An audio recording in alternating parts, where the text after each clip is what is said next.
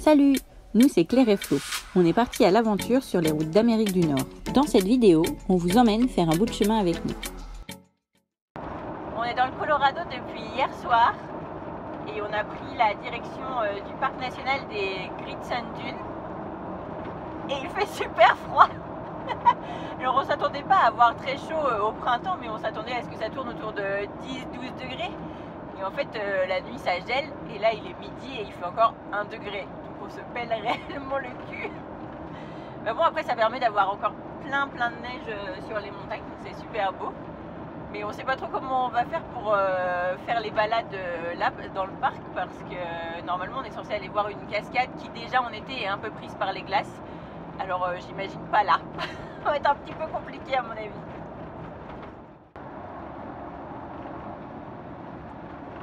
En tout cas c'est encore un truc un peu particulier parce que c'est des dunes de sable au pied des montagnes. Alors, je suppose qu'ils vont nous expliquer comment ça s'est formé dans le parc. Ah, ils sont très hauts parce que c'est ouf. De loin elles paraissent pas massives comme ça. Est-ce qu'on va réussir à monter ça? Monter ça jusqu'en haut, ça va être chaud. En remplissant notre livret des Rangers Juniors, on a appris comment s'étaient formées les dunes. Donc le phénomène a commencé il y a quelques millions d'années, avec un vent dominant qui est toujours le même, donc qui transporte le sable d'érosion des montagnes situées de l'autre côté de la plaine, vers les montagnes qui se trouvent de ce côté-ci et qui forment un mur en angle infranchissable. Les montagnes qui sont à côté des dunes subissent aussi de l'érosion et ça participe à la création et à l'entretien des dunes aussi, mais avec un sable plus grossier, voire avec des petits cailloux, et ça c'est pas le vent qui les transporte mais l'eau.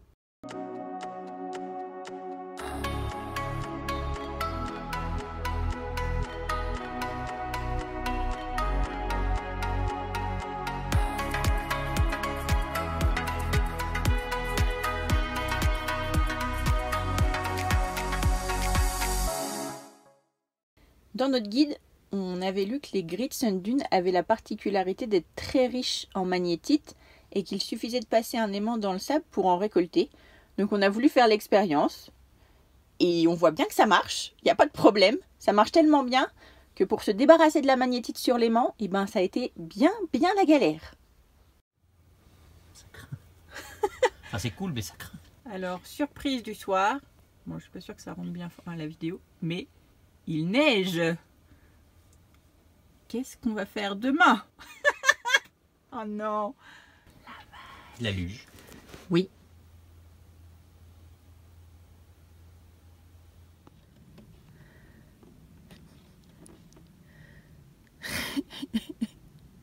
Tu veux pas mettre tes pattes, mais tes fesses, c'est pas grave le chat?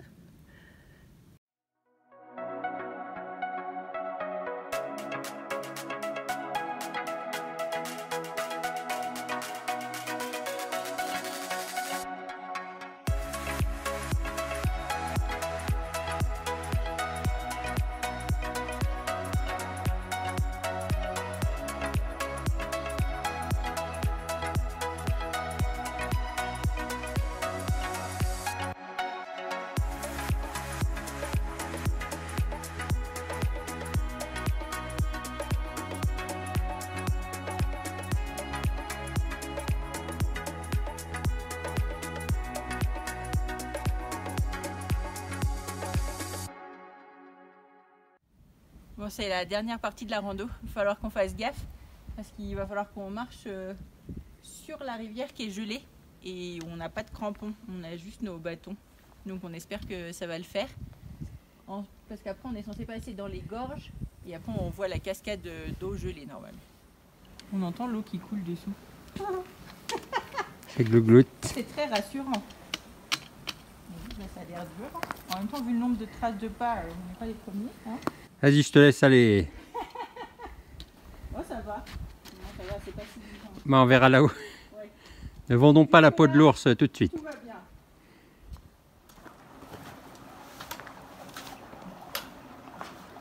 Ouais, c'est vraiment impressionnant le bruit. Je sais pas quelle épaisseur elle fait la glace. Mais c'est c'est ouf. C'est la première fois de ma vie que je marche sur une rivière gelée. Hein.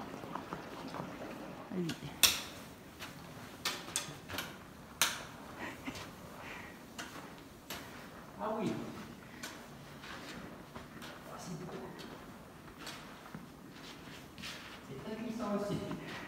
Mais c'est juste oufissime.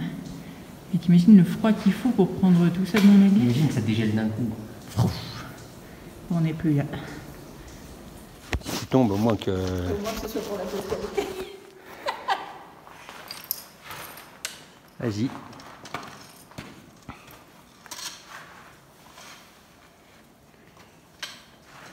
Tu devrais peut-être mettre tes gants. Et là, il y a plein, elle est renforcée de continue encore. Wouh! Wouh! Je vais longer la paroi. Mais il faut marcher là où il y a de la, où c'est blanc, là où il y a de la neige. Là, il n'y a pas. Et là-bas, Oui, mais c'est fallait blanc. monter là.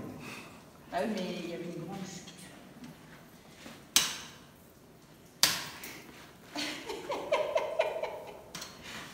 Ouais, ça descend, hein. J'y crois. Vous connaissez une histoire de paf clair? Ah, t'es bientôt dans le blanc là. Ah, Ça accrochera un peu plus. Par contre, au pied de la chute, je sais pas comment on va faire. alors attends, tu veux me rejoindre? Oui. Et en continuant un peu, derrière les cailloux, il y en avait une deuxième. Et elle est vraiment magnifique. Elle est bleutée, on voit l'eau qui coule à travers la glace. C'est vraiment beau. Et c'est parti pour les descentes. Oui, ça devrait être plus facile. Hop! Ah, ça glisse même pas comme un peu. Ça glisse mieux quand on marche, hein. Ah, la déception! Oui, oui. Ah, là, il y a une petite chute à part. Attention. Et... Oui, je suis une gamine. Je sais pas si ça vaut le coup de se mouiller le popotin pour ça. J'en suis pas sûre. Je veux bien me geler derrière, après il faut rentrer en plus. On a pris de l'assurance, c'est bon. Presque en cours.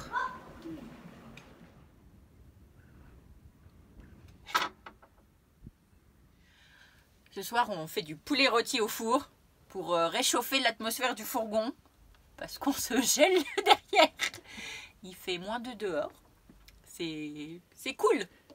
Le changement a été assez violent entre le Mexique et ici. Et c'est assez rigolo parce que je suis en train de monter la vidéo de Chichen Itza où on n'arrête pas de dire qu'on a trop chaud.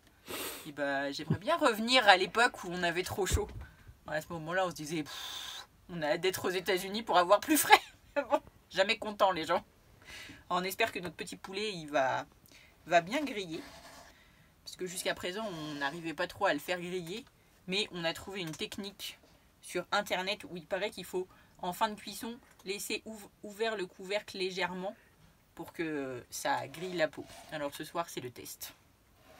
On est arrivé aux 10 dernières minutes de cuisson. Alors normalement, on est censé ouvrir le four.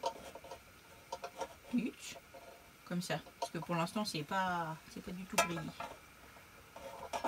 Si ça veut bien tenir. Il n'y a plus qu'à. C'est l'heure du verdict. Bon, niveau chauffage, on a fait mieux. Mais niveau petit poulet grillé, ça va, ça se défend. C'est pas mal, c'est une technique qui sera à refaire. Ça marche bien. Ouais, carrément. Hop là. Allez, à table. Ce matin, le réveil était un peu brutal. On s'est fait réveiller par un ranger qui a toqué comme un fou sur le fourgon. Apparemment, on n'a pas le droit d'être là. C'est bizarre parce que on avait déjà dormi là la nuit dernière et ça ne nous avait pas dérangé. Et on n'est pas à l'intérieur des limites du parc pour nous parce que le guichet payant là, il est derrière nous. Et au réveil, eh ben, il fait plutôt froid. Ça donne pas trop envie de bouger et il faut attendre que le moteur chauffe pour qu'on puisse faire fondre la couche de glace qui est à l'intérieur. Quand t'as pas de raclette et que tu fais avec les moyens du bord. Ça marche, hein. Après, on a fait quelques kilomètres pour aller se poser sur un petit parking du supermarché qui est à l'entrée du parc. Et on a attendu là qu'il soit une heure plus décente pour se relever. On a appris qu'on pouvait louer des planches genre snowboard pour descendre les dunes. Hier on voulait en louer, mais il les louait pas parce que c'était enneigé. Et aujourd'hui il fait super beau, on va pouvoir essayer ça. On espère que ça va être cool. En plus, il n'y a plus un souffle. Et Ouais. ça, Soleil, puis de vent, c'est génial. c'est trop cool. Allez, bon, il n'y a plus qu'à monter tout ça. Ouais, il y a pas mal de marches pour y aller déjà. En plus, on n'a pas eu le droit à nos grosses chaussures. On est en chaussures d'eau parce qu'elles ne passent pas nos chaussures de marche dans les straps pour descendre. La dame à la location a dit qu'il faut mettre la wax, sinon ça marche pas. Donc, mettre un peu de wax à chaque fois. L'impression d'être un surfeur.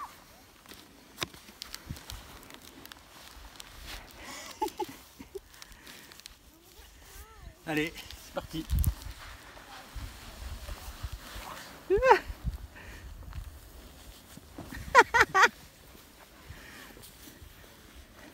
C'est plus dur que sur de la vraie neige. Ouais. Je fais la piste pour débutants, c'est la piste coin-coin. Ah ouais, c'est tellement coin-coin que ça te glisse quoi. Même comme ça, je vais me casser la figure.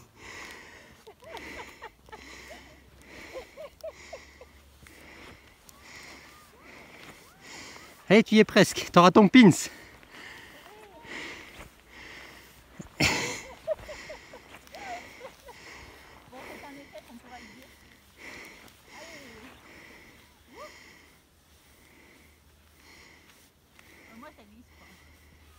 Voilà, la pente n'est pas énorme non plus. Ah, voilà. Ouais.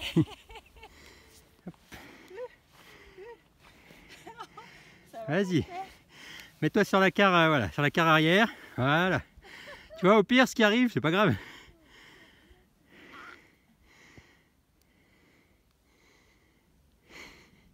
Ça repart pas. Le poids sur l'arrière. Hein. Voilà. Je vais emmener la montagne avec moi.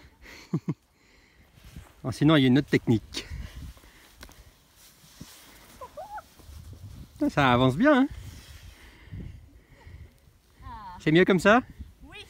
Ça va plus vite. Oui. Florian passe au niveau supérieur. Il est censé descendre tout ça.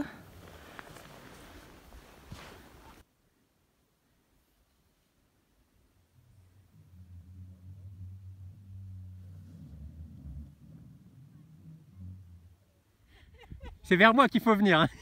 Ah bon? J'ai peur. T'inquiète. Au pire, tu vas faire un petit pouf dans le sable, c'est tout. Voilà, légèrement vers la gauche. Ouais, nickel, nickel. Allez, c'est bien. Ah, la vitesse de ouf. Mais c'est une descente réussie. Enfin, ça y est. Oui.